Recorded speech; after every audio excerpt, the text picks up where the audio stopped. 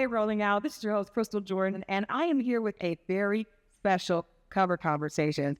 If you are a fan of music, but specifically if you are a fan of everything that happens here in the ATL, this man is definitely one of your most celebrated icons. He is legendary, and he is here with us. We are on location out at Vibe House Studios. I am so excited to welcome Jermaine Dupri. Thanks for having me. Oh, thank you so much. We are celebrating Freaknik, finally, the wildest party never told.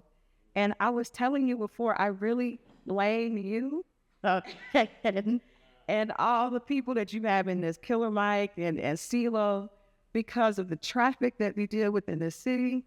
You are probably the biggest PR rep for Atlanta, Georgia. I would say that. Would you take that time?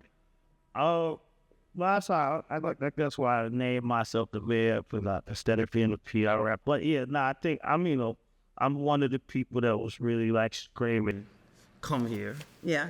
And now everybody done came, and now it's like everybody want everybody to go home. Yeah. But it seems like, for so long, Freaknik has been talked about. Like there's been this conversation going. Everybody knows that a lot of people that live here actually came to party and just never left. Yeah. So what made 2024 the right time for you guys to actually put this documentary together and actually bring it to a more of an official, place in the history of Atlanta? I mean, I think it's just timing. It wasn't actually like put together to say like let's make it this year. I think it's something that we've been trying to, get out, and I just think it's just I just think it's just the way of the universe. Yeah. And Atlanta at its height, because now as a city, it seems like people are finally aware of what I was speaking about in Welcome to Atlanta and what I was speaking about before I made Welcome to Atlanta and any interview that I did prior to that. I think people finally got a taste of what it was that I was saying. And so people came. So now that it's like one of the most, I would say, one of the busiest cities out. Yeah. It makes sense for and a lot of the life that created what we see now has been taken away from the city. So it's important to try to like restore some of that, or try to restore some of that energy, so that the city can get back into that space a little bit. It'll never happen the way it was, but that energy that we had was our own, right? And it kind of went away because so many out-of-towners came here, and then Atlanta became a place of just like this person from this city, this person from this city, this person from this city, and ain't really like still a whole bunch of people from Atlanta, but for the most part, when you hear things happening and things just moving around in the city now, it's a lot of people that ain't from out here. Yeah, I hear that a lot. People like this, they're not authentically from Atlanta.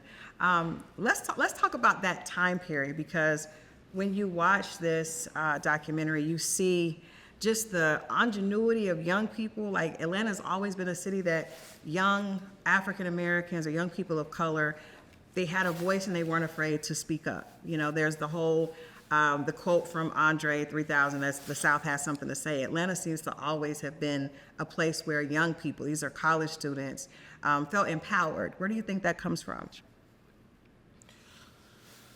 I mean, I think a lot of, like I said, I think a lot of it's just people having the knowledge of exactly what Atlanta is and was. I seen people online talking about something like, how y'all making a movie about Freaknik? We had Greek Fest and we had all this and all that. I think like people don't understand, like in these other cities, they got one HBCU. Mm-hmm. We have 4 of them shits in Atlanta, like all in one space. Mm-hmm. I think we the only city that's got that, right? So it's like the energy automatically is just, it's Howard times 3. It's where, it's wherever you it's Hampton Roads times 3. It's like, you know, Spelman and Morehouse, they had they homecoming at the same time. Yeah. Like that energy is just different, right? And that's just like one part of Atlanta. That's before you even get into, you know, College Park or West Side or whatever it is. It's still like, I don't think that a lot of people didn't realize how Atlanta moved. And then you got people that got out here and they start realizing like, oh damn, this place really is black. Like it's really black. Like, you know what I'm saying? And Yeah. it's not even like it's not because it's a whole bunch of black people here. It's because it's just the things that are here makes the city black. It's not about how many black people are in the city. It's just about the things that, you know, I mean, long as I could remember, I ain't never seen a different color mayor. You know, that's, and I feel like we talk like that once you living in the city. You be talking about it and you almost talk over it like it's regular. Right. You take it for granted. It's not regular. It's not normal. It's not normal for any major city for you to see the mayor hanging out with the rappers and the rappers hanging out with the mayor and then the mayor being younger than me. Right. We have a mayor right now that's younger than I am.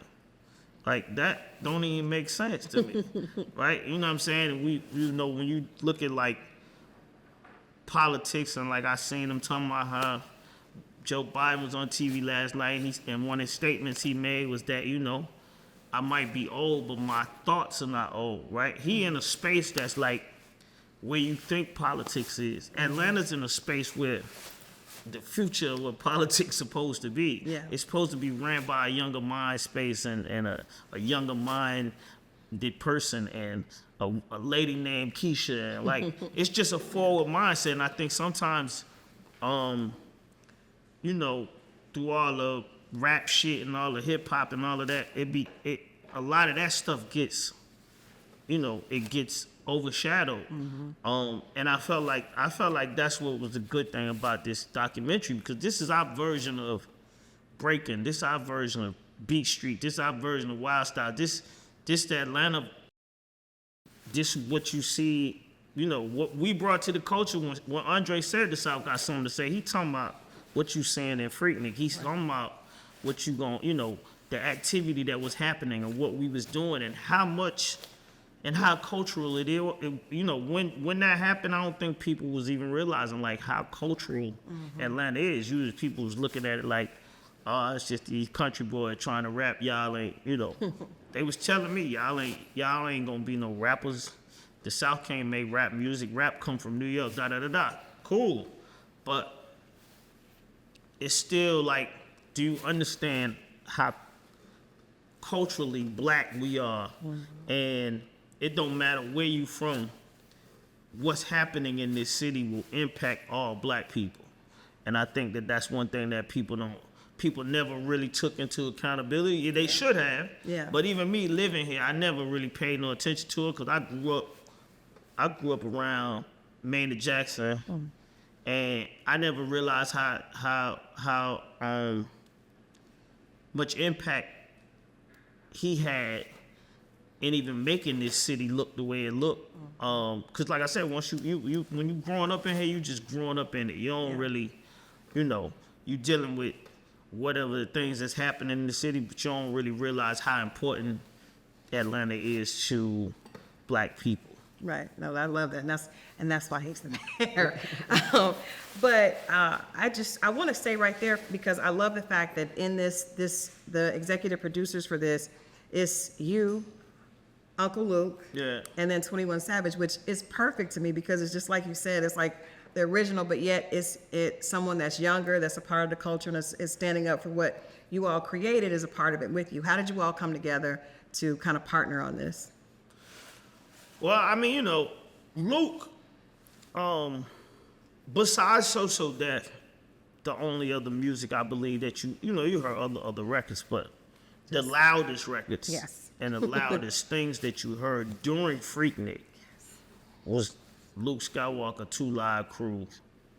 And then So That Bass All Stars was basically the soundtrack to Freaknik that people can remember. Like I said, I made a video a minute ago where before I was making music, Freaknik was going. So it wasn't like I was the soundtrack to Freaknik. And I think that people have to look at that too, because I got introduced to Freaknik at an age when I couldn't drive. I wasn't driving, or somebody was driving me around. I did have a car at 16. So my first driving experience in Freaknik, I was driving around, but I didn't go to no clubs, and the whole experience was just in the traffic and parking lot pimping and just being outside, sitting on top of the car. And I ain't had no car that looked like this. I had a Volare. I had a Volare that was like a 2-door Volare. Some bullshit. And but you know, it didn't matter what the car was. It was just the fact that I could get around and be inside the traffic and be able to see whatever was going on. And that was my experience for Freaknik for probably, let's see, 17, 18, yeah, up in there, somewhere up in there. And then like in 93, I think, once Crisscross came out, you know, I was driving around Freaknik in a Range Rover. A little different, yeah. It was a little different, right? And it was still the same activity though. It was still the same mindset. Yeah, I don't think we, because I mean, I think Freaknik would still be going if we knew what the value of it was to our culture, right? Because it would have become, Freaknik should have become Essence Fest to Atlanta. Wow. It should have became that to our city.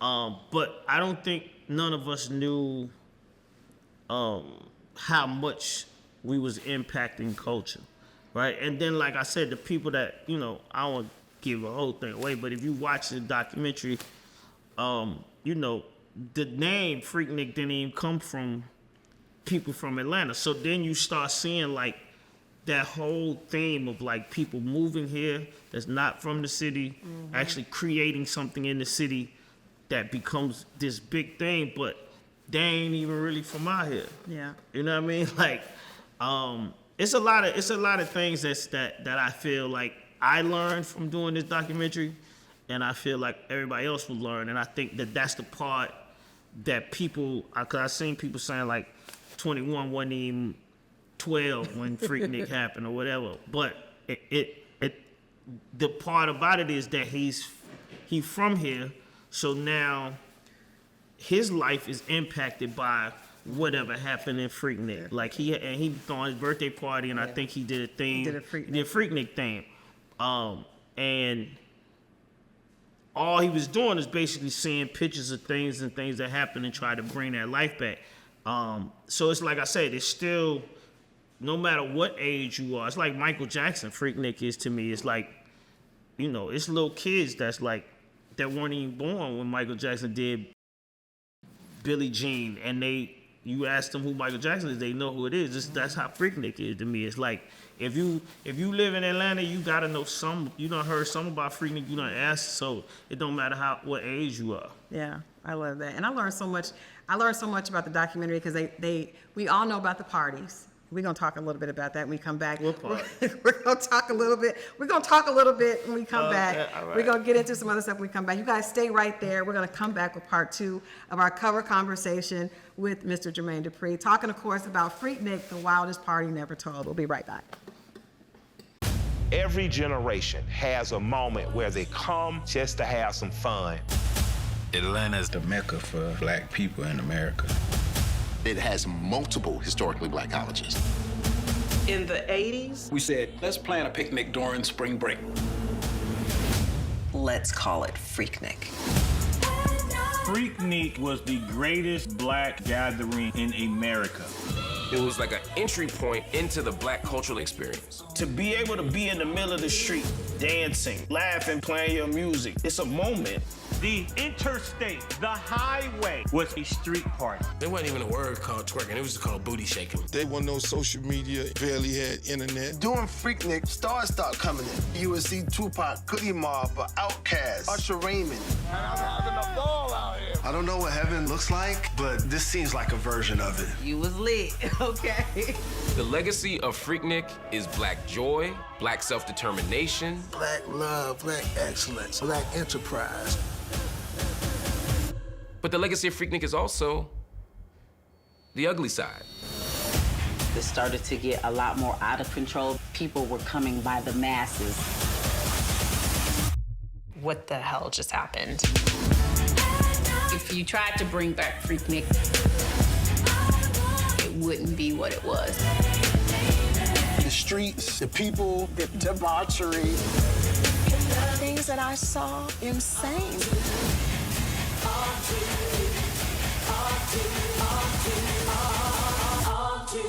We had no inclination to the depth that we were creating. Them kids ain't know nothing about Freaknik. Trust me, your mom and daddy got down.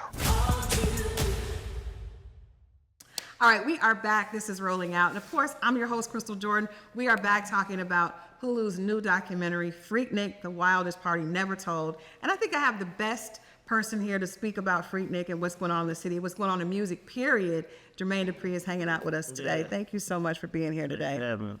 So we heard a lot about just the atmosphere of Freaknik. What was interesting to me is that once word got out that this documentary was being made, mamas and aunties everywhere started to be afraid. So what do you think about the hype that happened on social media, the fear that ripped people's hearts when they thought that some of the footage that they did at 19, 20, 21 might be uncovered?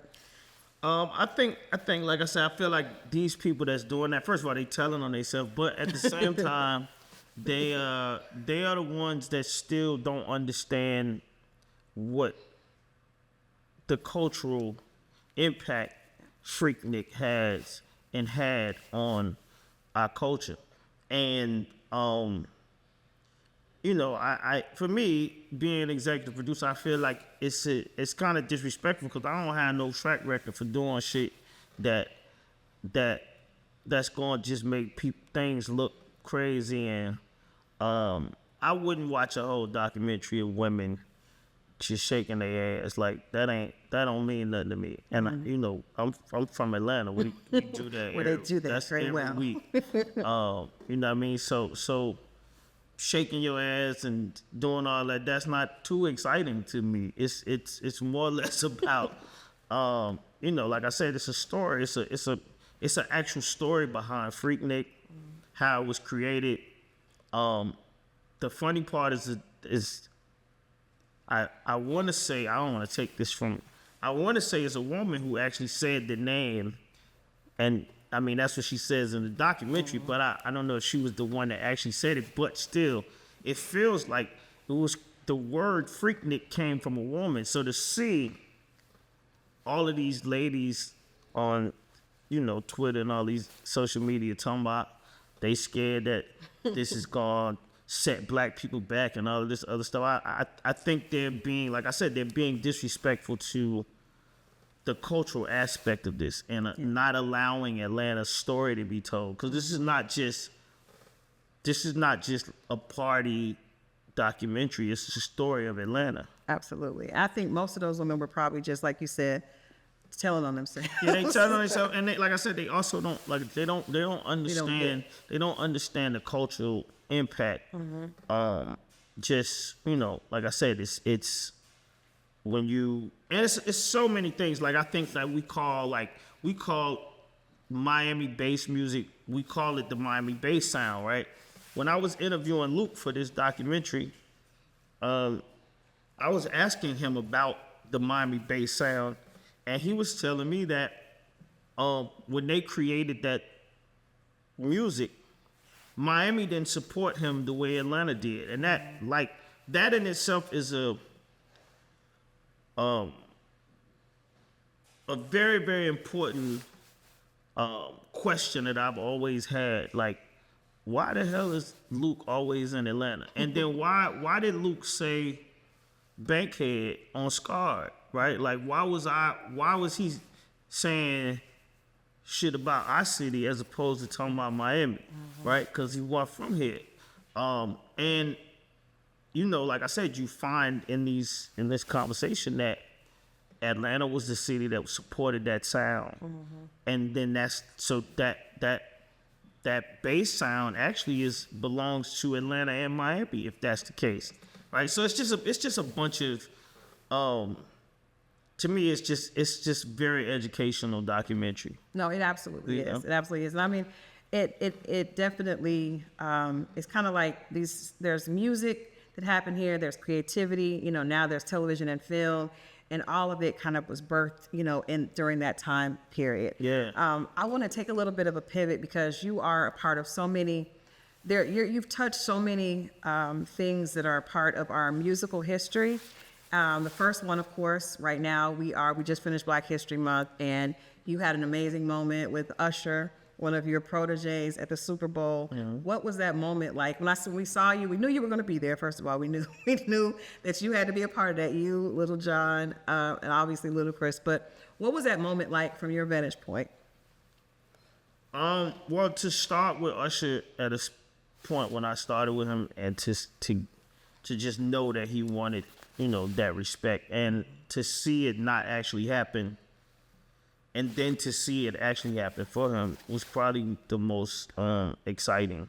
Just to see that people really were, like, you could tell, like, people was really trying to check for the Super Bowl halftime.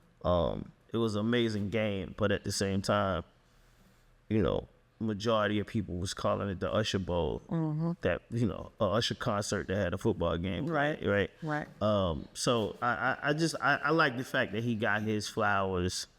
Because he worked really, really hard, and he wanted it since day one. And, you know, to be on that main stage like that in the world, seeing him, is something he always wanted. So, and it's something I tried to help him get to. So for us to reach that space, it just felt like we actually finally did what we were supposed to be doing. Yeah, you had to feel a little bit of your flowers too, because we know you're really instrumental in really introducing him. The album that you did with him, but You Make Me Want to really just put him in a different space. Yeah. Really connected with his fan base that really loved that sound. And you've been a part of so many huge acts that have those, you know, those moments. Mariah Carey, that you brought her, you know, to this point. What does it feel like to be a part? Do you feel like when you see them hit these milestones that you know, okay, I this is what I did, I helped get them there? Or do you feel like I'm ready for the next one to do the next, you know, get the next? I mean, I'm always ready for the next one. I mean, I think that it's interesting because, like, you know, it's like Freaknik. It's like it's kind of like a thing that's in the air in Atlanta. Like, people don't understand what they see when they see it, right? And they don't get it till after the fact. I feel like that's the Jermaine Dupri thing as well. People don't understand what they watching or see or hear until, like, oh damn, okay, oh man, you did, you know what I mean? So it's like that type of thing. So a lot of times I don't really get a chance to bathe in the flowers while it's happening. It's something that probably, you know, it happens after the fact. Because people don't really understand it at the time. They don't really realize, like, oh damn, you know, you've been making records since '92. You know what I mean? Like, well, I think you were so young. Yeah. You were so young when you started. I don't think people understand the longevity because they look at the age. It doesn't really add up, like, because you started, you know, doing what you were doing at such a young age. I'm seeing documentaries where you were a little bitty kid, you know. Yeah, dancing. I mean, I think, like I said, I feel like it's the Atlanta effect though. If I was in a different city, it probably would have been different. But, you know, the mindset about Atlanta at the time was that nothing was gonna come from out of this city. We was just a bunch of country kids that was trying to copy everybody else in the world as opposed to having our own thing. That's why I feel like I said, Freaknik, it was really important for me to be a part of this and make sure that this happened, because where all of these other cities have had their stories told, we didn't. You know, the movie that came from Atlanta was ATL, but that was about an isolated situation as far as kids going to the skating rink. Right. But it wasn't really the story of Atlanta and how Atlanta was built and this, that, and the third, and the music and the hip hop going along with the AU Center and the politics, and you know, Freaknik actually, well, the story of Freaknik actually embodies all of that, all of the circles. You know what I mean? It embodies the politics, the politicians paying attention to the boom of the music industry paying attention to the boom of the city and people coming to the city. Just a lot, you know, it's a whole lot of things that when you look up and you look at Atlanta now, you, like you said, the traffic that's here right now. I remember going downtown, there wasn't no traffic at 7 o'clock. Yeah, it's no time that you can go. These was the days. Like, you could just get in the car and breeze through downtown at 7 o'clock. It wasn't nobody nowhere. I mean, it was a little bit of traffic, but for the most part, to be stuck in traffic at 7 o'clock at night, I can't even understand it. You could be stuck in traffic on a Sunday. Like, yeah, it don't even make sense. It feel like LA out here to me now. You know what I mean? So if you, but see, a lot of, and it's crazy because I was coming up, I'm from the South Side. I ain't leave Old National Highway, so I ain't see the traffic a lot of times. I ain't see what was happening in traffic anyway. Even like Freaknik, it's like a lot of times I be trying to tell people about the story of Freaknik, and if you from the South Side, at one point in time, they blocked all the highways off. So everybody that was coming downtown, they had to migrate back to South, or they had to migrate to the East Side, or they had to migrate to somewhere else besides downtown Atlanta, right? And one year, that migration came all the way to Old National Highway, and Old National Highway became Freaknik. And the block was just like people outside. We had Frozen Paradise, I think, back in that day, and it was just like that experience of Freaknik was a different experience than being on Peachtree. Yeah. And seeing these people partying on Old National, and seeing traffic on Old National with like bumper to bumper traffic on Old National Highway. That's was crazy. But it's just like I said, while that was happening, you never had nobody grab it and be like, yo, this Atlanta place is crazy. Yeah. Right. And that's why I made Welcome to Atlanta, because I felt like when I made that song, I felt like we still hadn't got our due. Like, people still don't understand this city is crazy. I think when you come, you do. Like, you know, you did the Super Bowl with Usher, but before that, earlier this year, there was last year, to celebrate the 50 years of hip hop with the Atlanta Falcons. And that game was crazy. Like, it felt like what Super Bowl should have been when it was here. That's what I felt like. Yeah. Right? So it was unbelievable. I was there with my clients, TLC. It was just unbelievable to see the way that a football game would happen in this city. Yeah. So things have changed, but I love the fact that there still are so many people here that are dedicated, like yourself, to reminding people what this city means and what it's about. Atlanta influences everything. That's a slogan that, you know, is obviously shouts out to BAME and Joyner have coined that, and it really is true. But what do you want to see next for the city of Atlanta? And even just for you, what's next? What are you looking forward to? I mean, honestly, I hope that like we move away from, like I said, people. I really want people to really understand the education that you get from the city, as opposed to just like thinking that you come out here and it's a party and you're gonna smoke hookah and go to the strip club. Like, that ain't, you know, that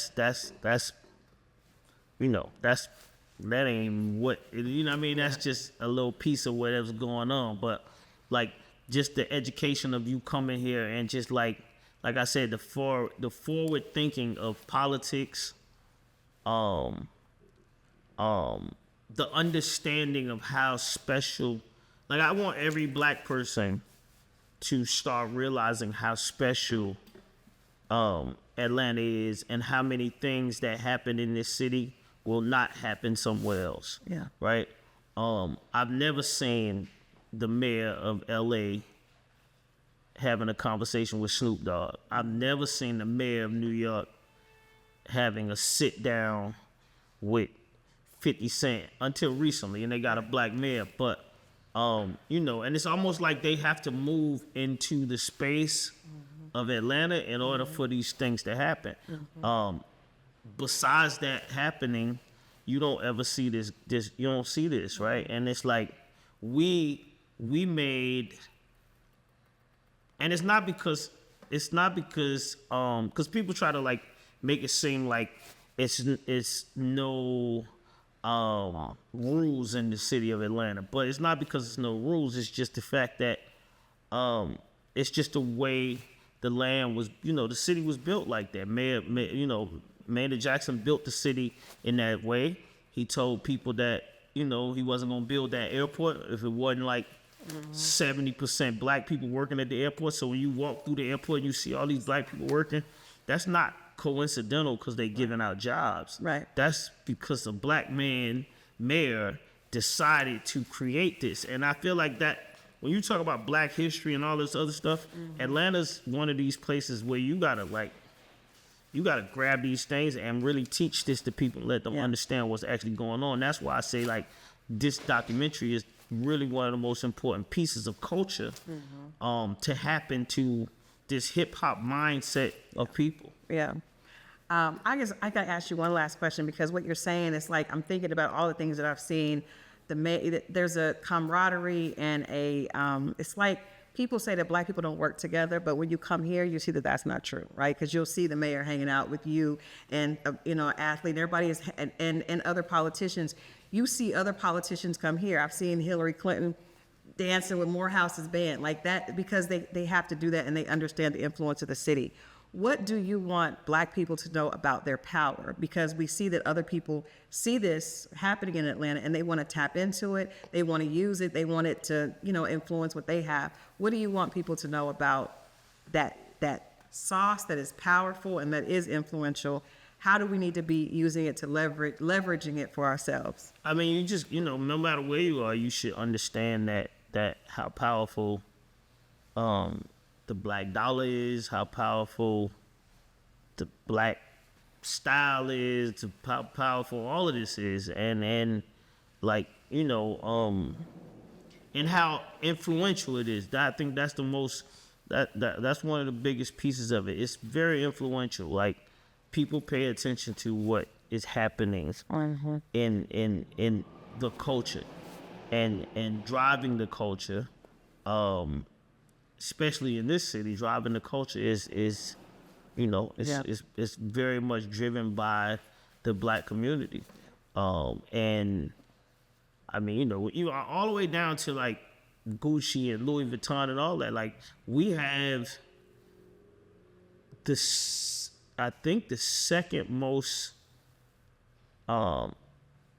lucrative Gucci store in the country in Atlanta. And that's based on black people going to Fifth Plaza. That's not, you know what I mean? Like that. And I mean in the country, not just like in the South. I'm not talking about in the South. I'm saying everywhere else that's got a Gucci store, they not moving product like we moving in this city. And it's sometimes it's not something to brag about, but I feel like on a educational front, it's definitely something to brag about, because this city wasn't like that, and Freaknik was the start of this city turning into that space.